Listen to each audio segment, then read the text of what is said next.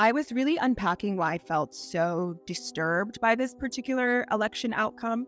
And the reality is, it feels like a referendum on Black women, and it feels like a referendum on myself. I voted for Donald Trump for one reason only. His policies, if implemented, would slow the dispossession of whites in the United States. The story of Kamala Harris feels like the story of myself. It feels like the story of so many Black women I know who are talented, qualified, capable, who are brilliant, who are engaging, who are charismatic, who have to be all of these things. There's no room for failure. There's no room for slip-ups. There's no room for you not to be overqualified. And yet, there's always an and yet. And yet you get passed up for that promotion. You don't get the job. You don't get the brand deal. You don't. And it reminds you of the inadequacies and the failures, not of you, but of the system that you exist in. Why are you so worried about the white dispossession of America? Because I want my people to survive. Is that what's trained? If we become a minority, we will not control our own destiny anymore.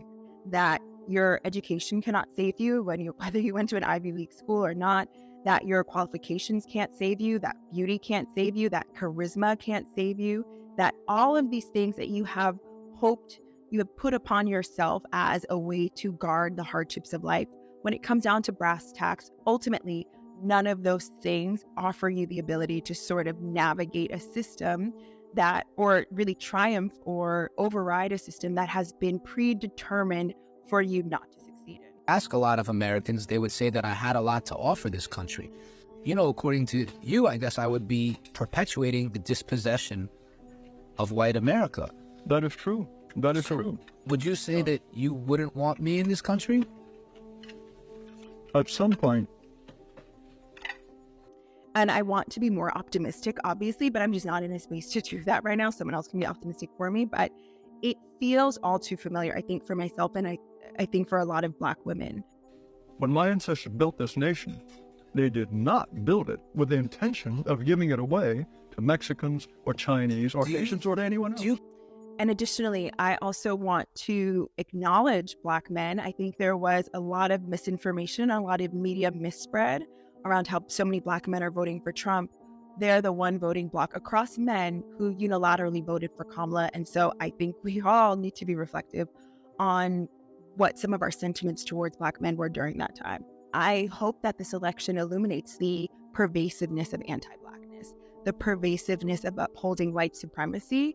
And I don't think there is anything more clear than people voting in self-interest in some demographics. And even though it's quite literally the antithesis of their self-interest for other demographics, how pervasive anti-Blackness has become.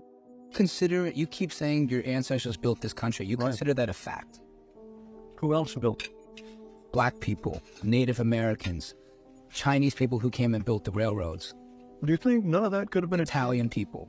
But they're Europeans, aren't they? I ran across these two videos that wanted to share them because I think they actually answer each other's question. I believe she shares the sentiments of many Black women who exist in the USA. Many grew up and were told that if they got a good enough education and put their mind to it, they could achieve the American dream, only to find out that the system was not necessarily set up for them. And this is not theoretical when we understand the way Black people systematically are treated in education, healthcare, the job market, real estate, law enforcement, etc. I mean, we literally had to pass a law just to not criminalize our hair only a few years ago. So America was never built with the intention of making Black folks equal to whites. I mean, we initially came over just for labor. Now, since then, there have been attempts at balancing the scales and having more opportunities than our ancestors, but not all of America is necessarily happy about that. So I loved how honest both of these conversations were. And while I wouldn't say that the man represents the sentiments of all white America, he certainly represents the sentiments of many of them. The white population has been on a steady decline over the last few decades, and it's getting low. And so this is partially an aggressive push to reverse that trend. Now, I understand some simply just didn't like Kamala because they felt she was lying or inauthentic, too leftist, too woke, a woman, or quite frankly, a bit too connected to the status quo. But the idea of a Black tax is not uncommon to Black people in America, especially those who find themselves in corporate spaces or white-dominated spaces. Now, shout out to her for acknowledging Black men who have always been more politically aligned with Black women than really anyone else. And I'd argue many of them are fully aware that they are not accepted by white society sooner than women are, just by nature of men being perceived as a threat. But case in point, you can succeed individually as a Black person and even as a Black family in America. I'm not saying that. There are obviously people out there who do very well and are quite successful. But even the most successful still have to manage racism at times. And while there have been systematic attempts to keep the Black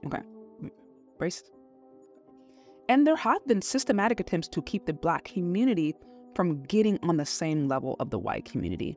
It's like a power play.